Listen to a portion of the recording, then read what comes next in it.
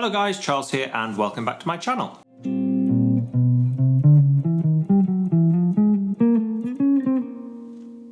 So today I want to talk about target notes or target tones.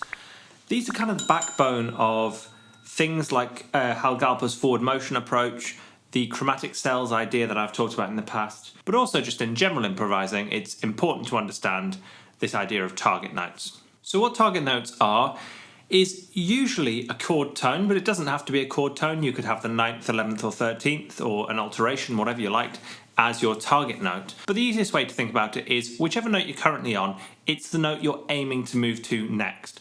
So there's a lot in common here as well with voice leading, because that's a very similar approach.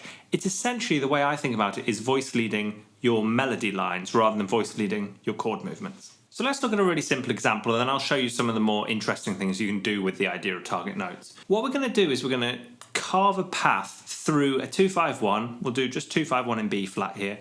We'll choose up front the notes that we're going to target, and then we'll look at some different ways that we can fill in the space between them.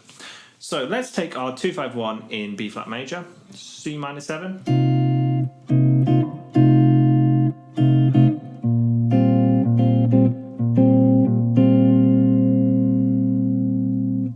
So that tempo, I'm going to have 2 target notes per chord.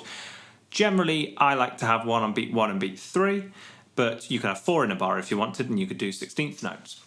So we're just going to carve a path starting on C, just to keep it simple, that's going to take us nicely through that chord progression. So if we're on C minor 7, we've got C, E flat, G, and B flat available to us. So I'm going to start on C again, just to keep things simple. Next note would be E flat.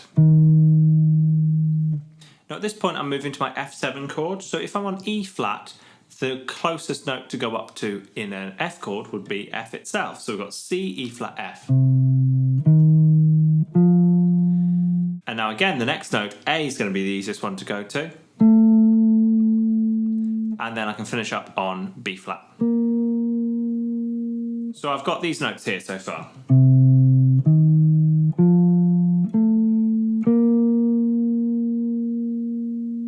Now we're just talking about chords here, we're not worrying about scales at all. So those target notes are now sitting on beats 1 and 3, and that gives us beat 2 and 4 to add a passing note in. So I might do something like this.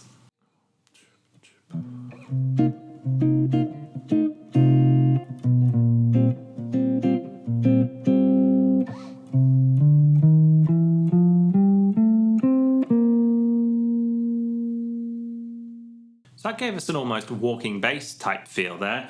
All I did was chose a note between each of my target notes, and that's kind of the path. But the note I choose doesn't really matter. It doesn't have to be from a particular scale or anything. It just has to get us to where we're going. I'll try that again with a slightly more chromatic approach, choosing deliberately less diatonic notes.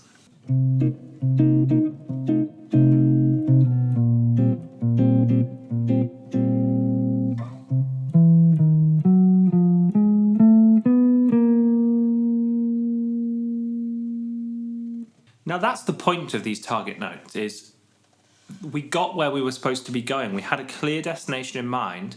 The fact that I got there via some chromatic approaches doesn't matter. The fact that I didn't use scale degrees doesn't matter.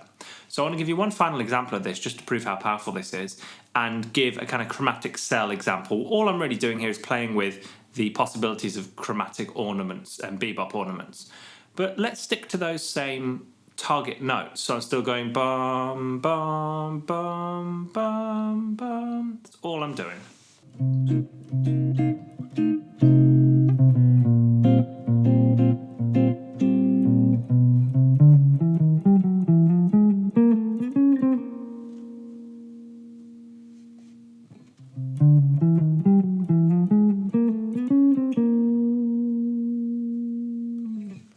So that was a pretty extreme example there, but hopefully you could still hear a sense of the key, a sense of the diatonicness of it, despite all the chromatic passing notes. Now I am aware of the comments asking for me to get a looper pedal. It's certainly on my to-do list. I will do that in the future. I just don't have a convenient way to demonstrate this over the changes for you.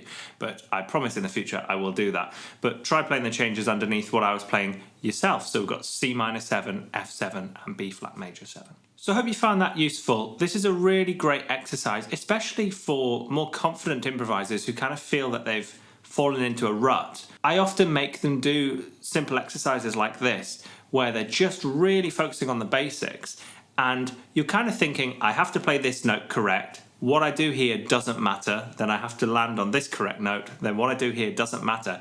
And we're kind of splitting our playing time into kind of, well, I'll just make sure that those notes are right, and everything else doesn't matter quite so much. So I'm more able to focus on the rhythmic elements or the dynamic elements or the articulation elements or whatever it is.